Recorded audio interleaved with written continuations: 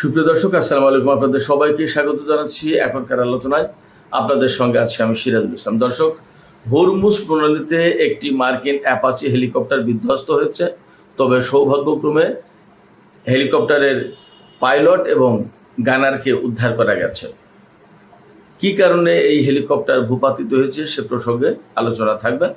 এরপরে মার্কিন president Donald Trump নেতানিয়াহুকে হুমকি দিয়ে বলেছিলেন যে ইরানের বিরুদ্ধে যদি হামলা বন্ধ না করা হয় তাহলে তোমাদেরকে ভবিষ্যতে হয়তো একা হয়ে পড়তে হবে, আমরা সমর্থন প্রত্যাহার করে নেব। এই হুমকির পরে নেতানিয়াহু ইরানের বিরুদ্ধে যুদ্ধ বন্ধ করতে বাধ্য হয়েছে। এপাশে ডোনাল্ড ট্রাম্প বলেছেন যে 2-3 দিনের ভেতরেই ইরানের সাথে চুক্তি হয়ে যেতে পারে। কিসের ভিত্তিতে তিনি বলছেন? ওপাশে মার্কিন ভাইস প্রেসিডেন্ট জেডি ভ্যান্স বলেছেন আমেরিকা এবং ইসরায়েলের স্বার্থ সবসময় এক নাও হতে পারে। তাহলে প্রশ্ন আসছে, আমেরিকা কি ধীরে ধীরে ইসরায়েলের কাছ থেকে সরে যাচ্ছে? যদি এই রকম চিন্তা করে তাহলে কেন সেটা করছে? এমন কি ঘটনা ঘটেছে যার কারণে আমেরিকা ইসরায়েলকে ছেড়ে দেওয়ার চিন্তা করছে? সুপ্রিয় দর্শক, এই সমস্ত বিষয় নিয়েই এখনকার ভিডিওতে বিস্তারিত আলোচনা করব। এছাড়া গতকাল ইরান এবং ইসরায়েলের মধ্যে যে যুদ্ধ হয়েছে খুব সীমিত পরিসরে, সে বিষয় নিয়েও কিছু কথা থাকবে। আশা করি আপনারা শেষ পর্যন্ত সঙ্গে থাকবেন। আর ভিডিও ভালো লাগলে লাইক, কমেন্ট, শেয়ার করবেন এবং চ্যানেলটি সাবস্ক্রাইব করে সাথেই থাকবেন। দর্শক, হরমুজ প্রণালী সেখানকার বর্তমান যে সংকট তা নিয়ে তো আমরা সবাই জানি। সেখানে একটি মার্কিন অ্যাপাচি অ্যাটাক হেলিকপ্টার, এই হেলিকপ্টার টহল দিচ্ছিল বা যে কোনোভাবে কেন গিয়েছিল আমি জানি না, পরিষ্কার না।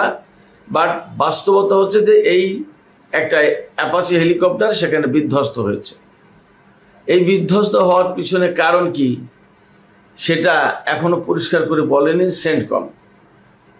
হেলিকপ্টারটা বিধ্বস্ত হওয়ার পরে ভাগ্যক্রমে পাইলট এবং যে গানার, হেলিকপ্টারের গুলি ছোড়ার জন্য একজন তো গানার থাকে, সেই গানারকে উদ্ধার করা গেছে জীবিত। যেহেতু সাগরে পড়েছিল সে কারণে তাদের দুইজনকে উদ্ধার করা সম্ভব হয়েছে। তবে কেন এই অ্যাপাচি হেলিকপ্টার বিধ্বস্ত হয়েছে পরিষ্কার না। অনেকেই আশঙ্কা করছেন বা ধারণা করছেন যে ইরান হয়তো এই হেলিকপ্টার ভূপাতিত করে থাকতে পারে। ইরান কেন ভূপাতিত করবে? দুটো কারণ হতে পারে।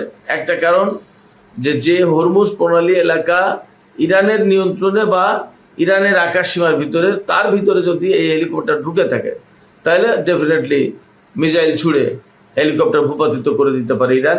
এটা একটা কারণ। আর এমন একটা কারণ হতে পারে যে এই হেলিকপ্টার ইরানের দিকে অ্যাপ্রোচ করেছিল, অর্থাৎ ইরানের দিকে যাচ্ছিল, ইরানের কোনো নির্দিষ্ট লক্ষ্যবস্তুর দিকে অথবা ইরানের ভূখণ্ডের দিকে বা ইরানের আকাশসীমা লঙ্ঘন করে অনেক ভিতরে ঢুকেছিল। কোনো না কোনো ঘটনা ঘটতে পারে যার কারণে ইরান এটা ভূপাতিত করে থাকতে পারে। কিন্তু রিয়েলিটি হচ্ছে যে এখনো পরিষ্কার করে কোনো বক্তব্য আসেনি কিভাবে এই হেলিকপ্টার ভূপাতিত হয়েছে। আমি ইরানের গণমাধ্যমগুলো মোটামুটি ঘাটাঘাটি করার চেষ্টা করলাম, কিন্তু সেখানে এই সংক্রান্ত কোনো নিউজ দেখলাম না। তার মানে ইরানের পক্ষ থেকে বিষয়টা নিয়ে একেবারেই চুপ থাকা। আর সেন্টকমের পক্ষ থেকেও এখনো কোনো বিবৃতি আসেনি। দেখা যাক সময়ের ব্যবধানে এই ব্যাপারে কি বক্তব্য আসে। তবে হরমুজ প্রণালীর নিরাপত্তা কমপ্লিটলি নিজেদের পক্ষে রাখার জন্য ইরান যা যা করা দরকার তা সবই করবে। এবং ইরানের জাতীয় সংসদের স্পিকার বাকের কলিবাফ এই প্রসঙ্গে তিনি ঠিক এইরকম একটা কথা বলেছেন যে আমরা কূটনীতি নিয়েও আগাবো, আমরা যুদ্ধের ব্যাপারেও প্রস্তুত থাকব, যখন যেটা প্রয়োজন আমরা সেটা তখন ব্যবহার করব। অর্থাৎ ইসরায়েলের সাথে এখন যুদ্ধের প্রয়োজন ছিল, আমরা সেটা করলাম। আবার আমেরিকার সাথে ডিপ্লোমেসির প্রয়োজন হচ্ছে, আমরা তাতেও ফিরে এসেছি। কথা প্রসঙ্গে ইরানের স্পিকারের একটা গুরুত্বপূর্ণ বক্তব্য এখানে উল্লেখ করা দরকার। তিনি বলেছেন আমেরিকার সাথে এই যে আলাপ আলোচনা হচ্ছে, কূটনৈতিক তৎপরতা, তারপরে এক টেবিলে বসে আলোচনা, একটা চুক্তির চিন্তা ভাবনার চেষ্টা, এর কোনোটাই এই কথা মিন করে না বা এটা প্রমাণ করে না বা আমরা এটা নিয়ে বা আমরা এই উদ্দেশ্যে করছি না যে আমেরিকার সাথে সম্পর্ক স্বাভাবিক করব। অর্থাৎ আমেরিকার সাথে সম্পর্ক স্বাভাবিক করার জন্য ইরান আমেরিকার সাথে চুক্তি বা কূটনৈতিক তৎপরতা চালাচ্ছে না। মধ্যপ্রাচ্যে শুধুমাত্র স্থায়ী শান্তি এবং যুদ্ধ বন্ধ করার জন্য এই কূটনৈতিক তৎপরতা বা চুক্তির চেষ্টা করা হচ্ছে, আমেরিকার সাথে সম্পর্ক স্বাভাবিক করার জন্য নয়, একদম পরিষ্কার করে বলেছে। এদিকে মার্কিন প্রেসিডেন্ট ডোনাল্ড ট্রাম্প এই চুক্তি প্রসঙ্গে একটা কথা বলেছেন। তিনি এনবিএর ফাইনাল ম্যাচ দেখে ফেরার সময় সাংবাদিকদের প্রশ্নের জবাবে বলেন যে আমরা ইরানের সাথে একটা চুক্তির খুব কাছাকাছি রয়েছি।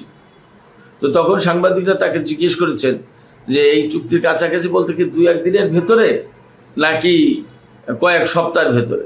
তখন তিনি বলেছেন এটা 2-3 দিনের ভেতরেই হতে পারে, 2-3 দিনের ভেতরেই চুক্তির সম্ভাবনা রয়েছে।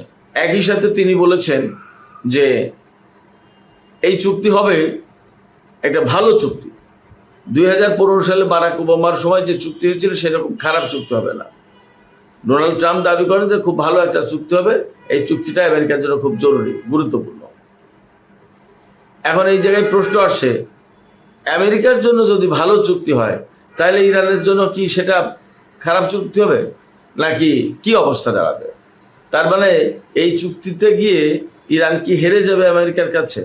যুদ্ধে হারেনি, চুক্তিতে হেরে যাবে? আমি আপনাদেরকে বলি যে না, চুক্তিতে হারবে না। মার্কিন প্রেসিডেন্ট ডোনাল্ড ট্রাম্প বা আমেরিকার কর্মকর্তারা যত যাই কিছু বলুক না কেন, ইরানের মনোভূত না হলে চুক্তি করবে না। সেইগুলো মনোভূত হওয়ার ভিতরে কি কি আছে? যে বিষয়গুলো মনোভূত হতে হবে সেইগুলো হচ্ছে ইরানের জব্দ থাকা সম্পদ ছেড়ে দিতে হবে। $24 বিলিয়ন সম্পদ, এই অর্থ ছেড়ে দিতে হবে। এরপরে হয়তোবা মধ্যপ্রাচ্য থেকে মার্কিন সেনা প্রত্যাহার করে নিতে হবে। তারপরে হরমুজ প্রণালী ইরানের কন্ট্রোলে থাকতে হবে। ইরানের হাতে ক্ষেপণাস্ত্র কর্মসূচি থাকবে। ইরান কোনো মতেই এনরিচড ইউরেনিয়াম দিয়ে দেবে না। এমনকি পরমাণু কর্মসূচিও থাকবে। সেটা কিভাবে চলবে সেটা হলো ভিন্ন কথা। হয়তো নজরদারি থাকতে পারে, আন্তর্জাতিক নজরদারি থাকবে, আগেও ছিল। ইরান তো বলেছে আমরা পরমাণু অস্ত্র বানাচ্ছি না, তোমরা দেখো, সমস্যা নেই। কিন্তু পরমাণু কর্মসূচি বন্ধ করা যাবে না এবং এনরিচড ইউরেনিয়াম যেটা সেটাও দেওয়া যাবে না। তো এই সমস্ত ভিতর দিয়ে আমেরিকা জানে না কি স্বার্থ উদ্ধার করবে এবং কি ভালো চুক্তি করবে। তবে বাস্তবতা হচ্ছে ডোনাল্ড ট্রাম্পের সামনে চুক্তি ছাড়া কোনো পথ নেই।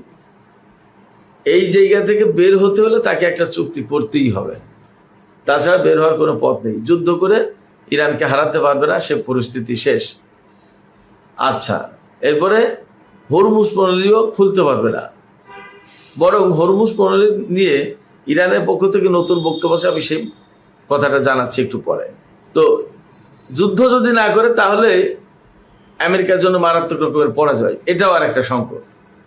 তাহলে ইরানের সাথে চুক্তি করা ছাড়া এই যুদ্ধ থেকে আমেরিকার বের হয়ে যাওয়ার কোনো পথ নেই। এবং আমি আবারও বলি, এখানে কেন পথ নেই বলছি, ডোনাল্ড ট্রাম্পকে, রিপাবলিকান দলকে, জেডি ভ্যান্সকে যদি রাজনীতি করতে হয় তাহলে রিপাবলিকান দলের স্বার্থ দেখতে হবে। আপনারা নিশ্চিত থাকুন, সামনে রিপাবলিকান দলের জন্য ভরাডুবি আসছে। নভেম্বরে যে মিড টার্ম ইলেকশন আমি সবসময় বলে থাকি, এই ইলেকশনে এই রিপাবলিকানরা ভালো কিছু করতে পারবে বলে মনে হয় না, কোনো কারণ নেই, নিশ্চিত থাকতে পারেন। সেক্ষেত্রে এই টার্মে, অর্থাৎ ডোনাল্ড ট্রাম্পের এই টার্মেই রিপাবলিকানরা একেবারে ভরাডুবির মুখে পড়বে। ভরাডুবির মুখে যদি পড়ে তাহলে ডোনাল্ড ট্রাম্পের ইমপিচমেন্টের একটা প্রসঙ্গ থাকবে, দেখা যাক কি হয়। তবে এই যে বাকি সময় ডোনাল্ড ট্রাম্পের আছে ক্ষমতার, এই সময়ে রিপাবলিকান দল আমেরিকায় মারাত্মক চাপের মুখে থাকবে, এদের রাজনীতি ভয়ঙ্কর এবং ক্ষতিগ্রস্ত হয়ে যাবে। এই পরিস্থিতি থেকে কিছুটা বাঁচার জন্য, কিছুটা সামাল দেওয়ার জন্য ডোনাল্ড ট্রাম্প এবং জেডি ভ্যান্স বিশেষ করে তারা চেষ্টা করছে ইরানের সাথে চুক্তি করে আপাতত মুখ রক্ষা করা। তারা এই চুক্তির পর দেখাবে যে আমরা বড় বিরাট কিছু করে ফেলেছি, কিন্তু প্রকৃতপক্ষে আমেরিকার বড় কোনো স্বার্থ এখান থেকে উদ্ধার হবে না। আমেরিকার স্বার্থ যদি উদ্ধার করতে হয় তাহলে বেসিক্যালি ইরানের স্বার্থ থাকে না, ইরান তার স্বার্থ ছাড়বে না। তবে দেখা যাক, আমরা দেখতে থাকি যে কি চুক্তি আসছে, কি হচ্ছে, আসলে কি হবে এবং আদৌ চুক্তি হয় কিনা সেটাও তো একটা প্রশ্ন। আর চুক্তি হওয়ার মানে কিন্তু এই না যে আমেরিকার সাথে ইরানের বা ইসরায়েলের সাথে ইরানের শত্রুতা চলে যাচ্ছে, এটা যাবে না। বাকির কলিবাব তো বলেছেন স্পিকার যে এই যে ডিপ্লোম্যাটিক যে আলোচনা বা প্রক্রিয়া চলছে, এটার মানে এই না যে আমেরিকার সাথে ইরানের সম্পর্ক স্বাভাবিক করা, জাস্ট একটা প্রক্রিয়া এবং যুদ্ধবন্ধ আর মধ্যপ্রাচ্যের শান্তি প্রতিষ্ঠার জন্য এই কাজ করা হচ্ছে। তো হরমুজ প্রণালী নিয়ে আমি কথা বলতে চেয়েছিলাম, মার্কিন ব্লকেড নিয়ে। আপনারা সবাই জানেন যে এখনো আমেরিকা কিন্তু হরমুজ প্রণালী এলাকায় তাদের ব্লকেড অব্যাহত রেখেছে। যদিও ইরান দাবি করছে বা মাঝে মাঝে ইরান কিছু জাহাজ সেখান থেকে পার করছে, বিভিন্ন দেশের জাহাজ, কিছু কিছু জাহাজ টোল নিয়ে পার করে দিচ্ছে আইআরজিসি। তারপরেও ওখানে ব্লকেড, মার্কেট ব্লকেড কিন্তু আছে। এই ব্লকেড সম্পর্কে ইরানের সর্বোচ্চ নেতার সামরিক বিষয়ক উপদেষ্টা Mohsin Rezaei, major general Mohsin Rezaei, তিনি আইআরজিসির সাবেক কমান্ডার, তিনি বলেছেন যে আমরা এই চুক্তির যে প্রক্রিয়া চলছে, আলাপ আলোচনা চলছে, এইটার আমরা শেষ দেখতে চাই। এইটার শেষ দেখা পর্যন্ত আমরা অপেক্ষা করব। যদি চুক্তি না হয়, চুক্তি করতে যদি আমেরিকা ব্যর্থ হয়, তাহলে আমেরিকার এই ব্লকেড আমরা সামরিক উপায়ে ভেঙে দেব। অর্থাৎ ওমান উপসাগর, আরব সাগর, ভারত মহাসাগরে যে মার্কিন বাহিনী মোতায়েন আছে তাদের উপরে ইরান ব্যাপকভাবে হামলা চালাবে এবং হামলার মধ্য দিয়ে এই ব্লকেড তছনছ করে দেবে। তার মানে ইরান সম্ভবত আর বেশি দিন মার্কিন এই ব্লকেড সহ্য করবে না, বরদাস্ত করবে না। তার মানে ব্যাপারটা যদি তাই হয়, চুক্তি যদি না হয় আর ইরান যদি আমেরিকার এই ব্লকেড যুদ্ধের মাধ্যমে বা হামলার মাধ্যমে অপসারণের চেষ্টা করে, তাহলে সেখানে আর একটা বড় রকমের ভয়ঙ্কর যুদ্ধ শুরু হতে পারে। এবং আপনারা নিশ্চিত থাকুন, যদি এইরকম হয় তাহলে সেই যুদ্ধ হবে অনেক বড়, ব্যাপক আকারের একটা যুদ্ধ হবে। সেক্ষেত্রে আমরা এই মুহূর্তে শান্তির অপেক্ষাও করতে পারি, আবার যুদ্ধের যে প্রশ্ন সেজন্যও আমরা সতর্ক থাকতে পারি, আমরা অপেক্ষা করতে পারি যে আসলে কি হতে যাচ্ছে। এখনই কোনো কিছু বলা যাচ্ছে না। তো সুপ্রিয় দর্শক, এখনকার আলোচনা এখানে শেষ করতে চাই। তবে যাবার আগে আপনাদের কাছে জানতে চাই, আপনারা কি ভাবছেন? আমেরিকা এবং ইরানের ভেতরে চুক্তির সম্ভাবনার কথা বলছেন ডোনাল্ড ট্রাম্প আগামী 2 দিনের ভেতরে। আপনারা কি মনে করেন যে এই রকমের সম্ভাবনা আসলে একটা আছে? অর্থাৎ ইরান এবং আমেরিকার ভেতরে, অর্থাৎ ইরান এবং আমেরিকার ভেতরে আগামী 2-3 দিনের ভেতরে একটা চুক্তি হয়ে যেতে পারে। এবং ডোনাল্ড ট্রাম্প যে নেতানিয়াহুকে হুমকি দিয়েছিলেন যে ইরানের উপর যুদ্ধ বন্ধ না করলে আপনাকে একা হয়ে যেতে হবে ভবিষ্যতে, তার মানে আমেরিকার সাপোর্ট প্রত্যাহারের হুমকি দিয়েছে। আপনারা কি মনে করেন আমেরিকার এই হুমকি বাস্তব? আপনাদের মতামত কমেন্টে জানাতে পারেন।